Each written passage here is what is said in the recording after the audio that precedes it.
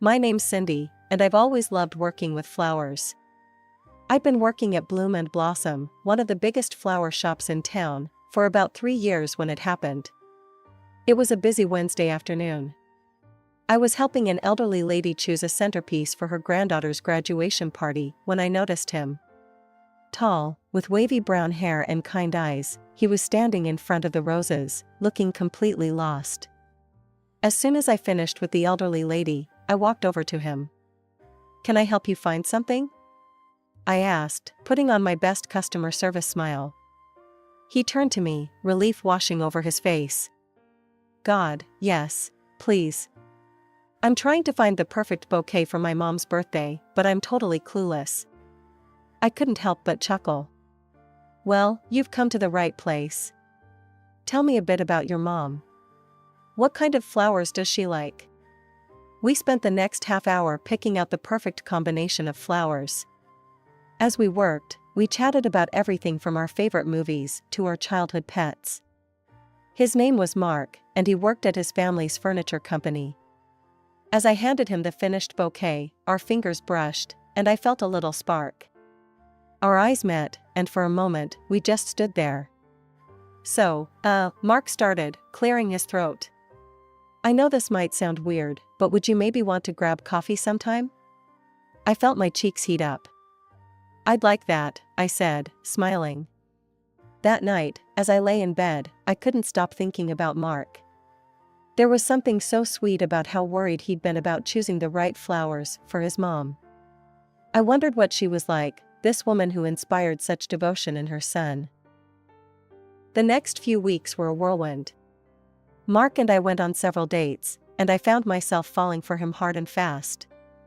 He was kind, funny, and attentive. When he talked about his work at the furniture company, his eyes would light up with passion. But whenever the conversation turned to his family, especially his mother, Mark would get a bit tense. He'd change the subject or give vague answers. At the time, I didn't think much of it. Everyone has some family drama, right? About a month into our relationship, Mark invited me to a family dinner. "I want you to meet my parents," he said, looking nervous. "Especially my mom. She's eager to meet you." The day I met Mark's mother, Patricia, is etched in my memory like a bad tattoo. I spent hours getting ready, wanting to make the best impression possible. I even made a special bouquet as a gift, using the finest flowers from our shop. The moment Patricia opened the door, I felt a chill.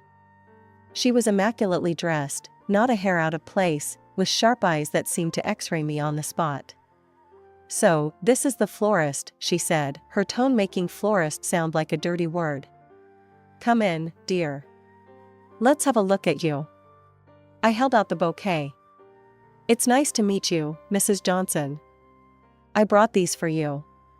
She took the flowers, barely glancing at them. I suppose they'll do for the guest bathroom." Mark's father, Robert, was quieter, shaking my hand with a weak smile that didn't reach his eyes.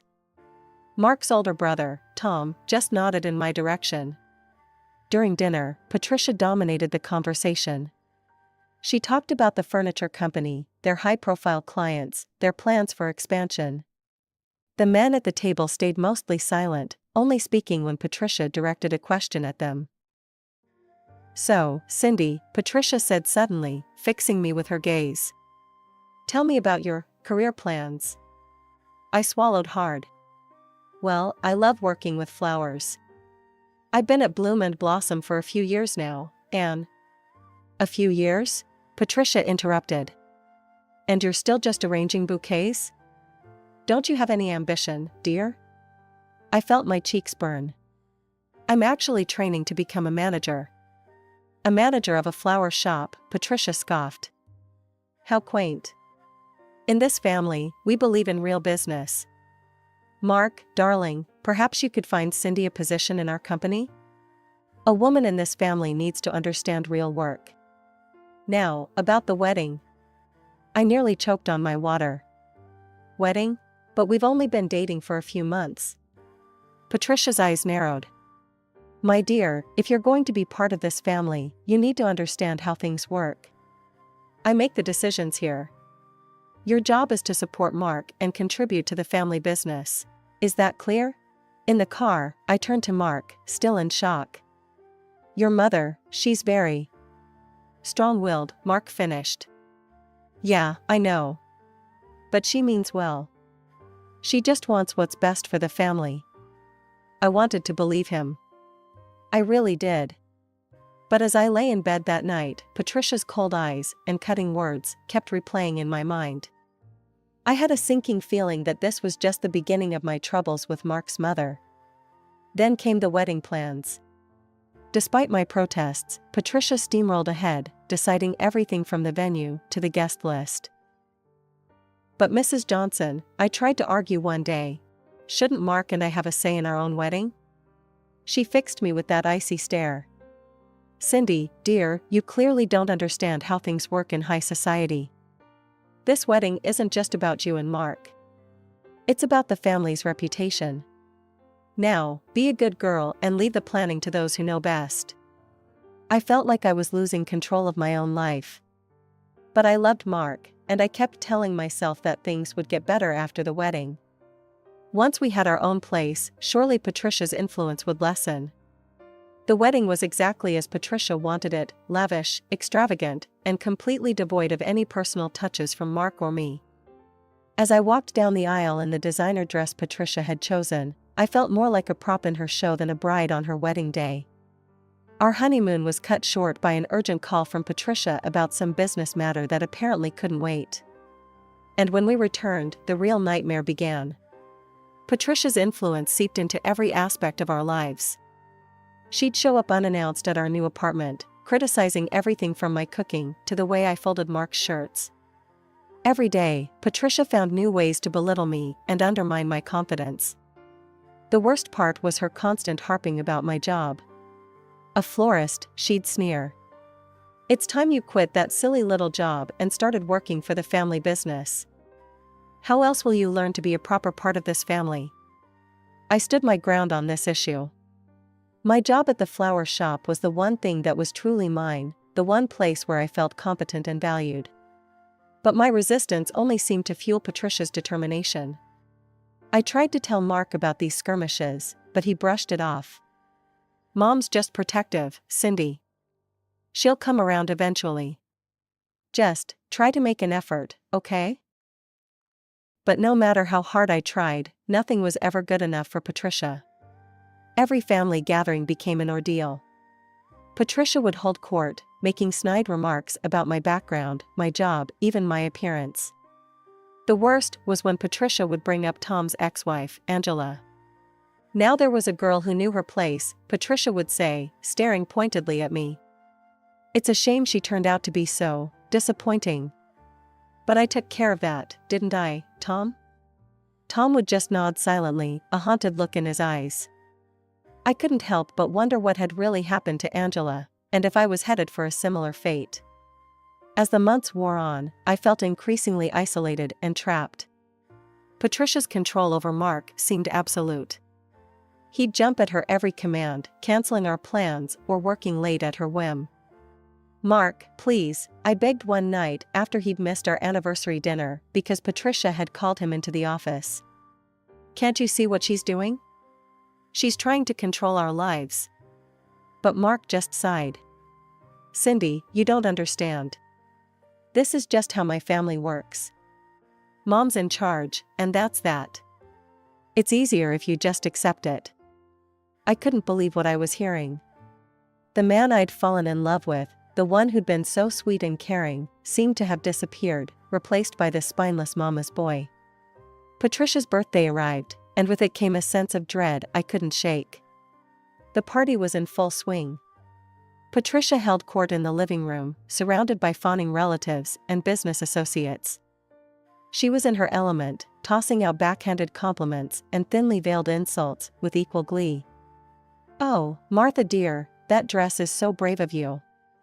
I'd never have the courage to wear something so youthful at our age, she crowed, making the poor woman squirm.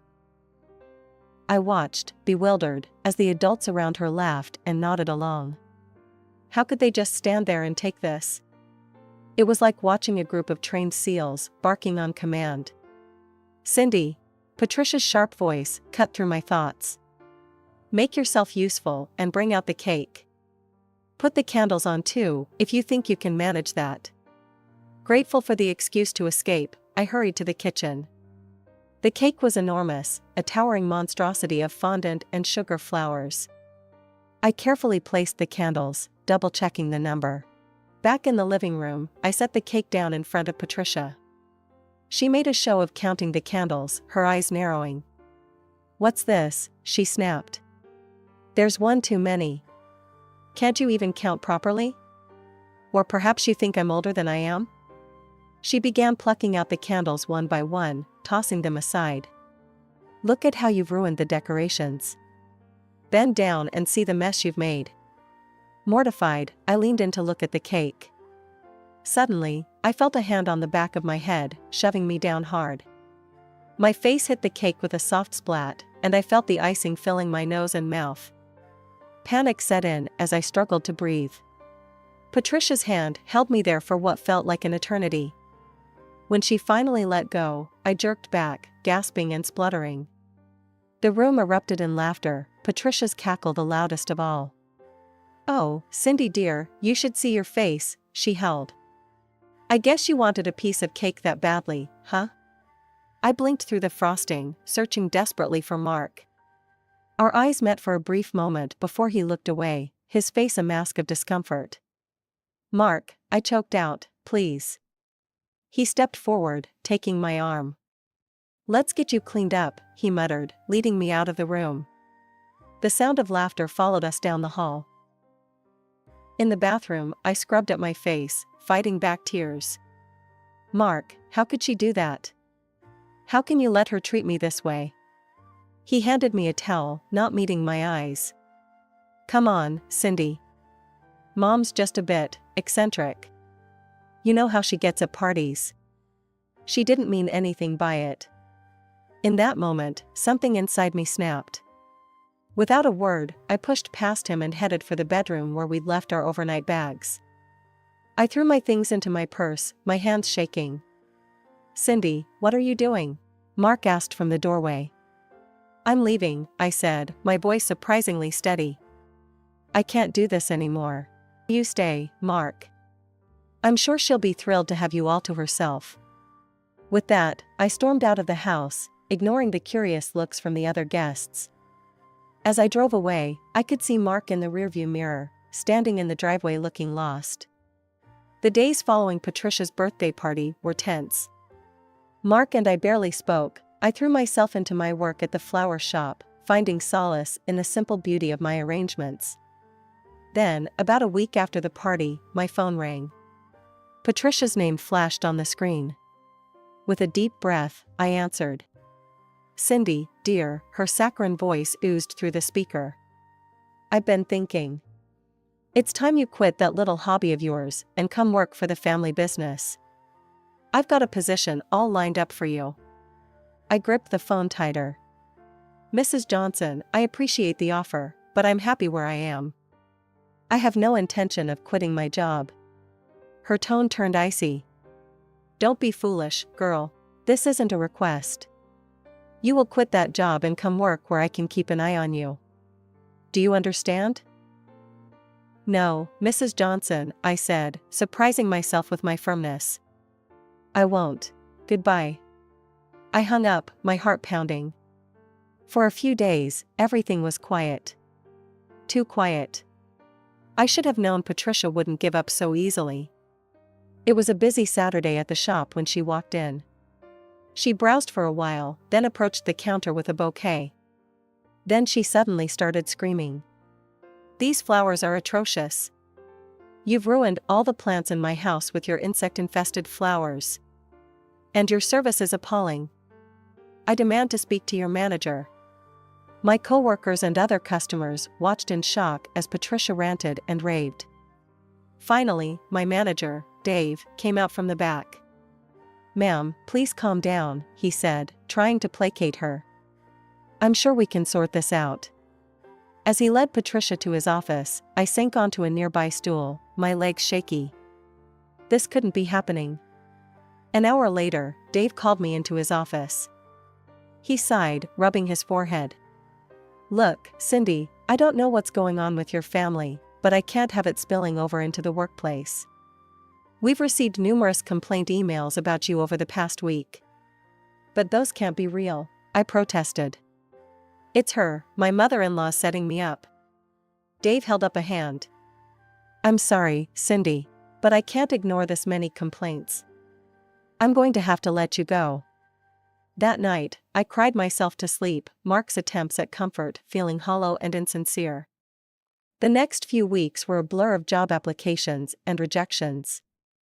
It seemed Patricia's influence reached further than I'd realized. Finally, my friend Sarah offered me a temporary position at her wedding planning company. As I arranged flowers for other brides, I couldn't help but think of my own wedding, how Patricia had controlled every aspect of it. As Thanksgiving approached, I felt a growing sense of dread. The thought of facing Patricia again, especially after losing my job, made my stomach churn. But Mark insisted we go, as always. So there we were, seated around Patricia's ostentatious dining table, surrounded by relatives who seemed oblivious to the tension crackling in the air. Patricia, as usual, dominated the conversation, her voice grating on my already frayed nerves. Then, she turned her attention to me. "So, Cindy dear," she said, her voice dripping with false sweetness, "when are you planning on giving Mark a child? You've been married for how long now? Don't tell me you're having problems in that department?" I clenched my fists under the table, fighting back tears. Patricia knew how much I wanted a child, how devastated I'd been by our struggles to conceive. And here she was, using it as a weapon in front of everyone. "What's the matter, Cindy?" Patricia sneered. "Cat got your tongue? Or are you just too incompetent to manage this too?" Something inside me snapped. I stood up abruptly, my chair scraping loudly against the floor. "That's enough," I said, my voice shaking. "I will not sit here and let you discuss my personal health issues like this. I'm leaving this house where I'm clearly not respected." The room fell silent, everyone staring at me in shock. Even Patricia seemed taken aback by my outburst. As I turned to leave, I brushed past Patricia. Suddenly, I felt a searing pain on my arm and chest. I screamed, realizing in horror that Patricia had accidentally spilled her scalding hot tea on me. Through the haze of pain, I heard gasps and exclamations. I stumbled towards the bathroom, desperate to get the burning clothes off my skin. As I reached for the door, I felt a vice-like grip on my wrist. Patricia leaned in close, her voice a menacing whisper. "Listen here, you little brat. You will obey me, and you will never contradict me again. Otherwise, I will destroy every aspect of your pathetic little life. Understood?" I yanked my hand away, my heart pounding. "Mark!" I cried out, panic rising in my throat. "Mark, please help me." But when I turned, I saw my husband standing in the hallway, his face pale and conflicted. He mumbled something unintelligible and retreated into another room, leaving me alone with his mother's threats ringing in my ears. Somehow, I made it to the hospital. The doctor treated my burns, assuring me they weren't severe, just painful. When I finally got home, exhausted and sore, the house was empty. There was a text from Mark, staying at Mom's for a few days. "She's upset. Give her time to calm down." I stared at the message, disbelief turning to anger. This was it. This was the final betrayal. My husband, the man who had vowed to love and protect me, had chosen his mother over me yet again. I was lying on the couch, nursing my burns and my broken heart, when the doorbell rang. For a moment, I considered ignoring it. I wasn't in any state to deal with visitors. But something made me open the door. To my surprise, Robert, my father-in-law, stood on the threshold. His usually impeccable appearance was disheveled, his eyes red-rimmed and puffy. Shocked, I led him to the living room. As he composed himself, Robert began to tell me a story that turned my world upside down. "The company, it wasn't always Patricia's," he began. "It belonged to my parents. But Patricia, she's always been ruthless. When my father got sick, she saw her chance. While I was away on a business trip, she manipulated and blackmailed him into signing over the company to her. Made herself executive director. By the time I got back, it was too late. I listened, stunned, as Robert poured out decades of pent-up pain and anger. For years, I've been collecting evidence of her misdeeds, he said, producing a thick folder from his briefcase. But I've been too much of a coward to do anything about it. Until now. With shaking hands, I opened the folder and began to read. What I saw made my blood run cold. Tax evasion. Hiring undocumented workers and paying them a pittance. Unsafe working conditions. Selling defective furniture at full price. The list of Patricia's crimes seemed endless. But the most shocking revelation came when I read about Angela, Tom's ex-wife. She had discovered Patricia's illegal practices while working in the production department. When she threatened to report it, Patricia had pushed her down a flight of stairs, causing severe injuries. Then she'd intimidated Angela into silence and forced Tom to divorce her. I looked up at Robert, my mind reeling. Why are you showing me this now? Robert's face crumpled. Because I can't take it anymore. What she did to you today, it was the last straw. I've been a coward for too long, allowing her to hurt people.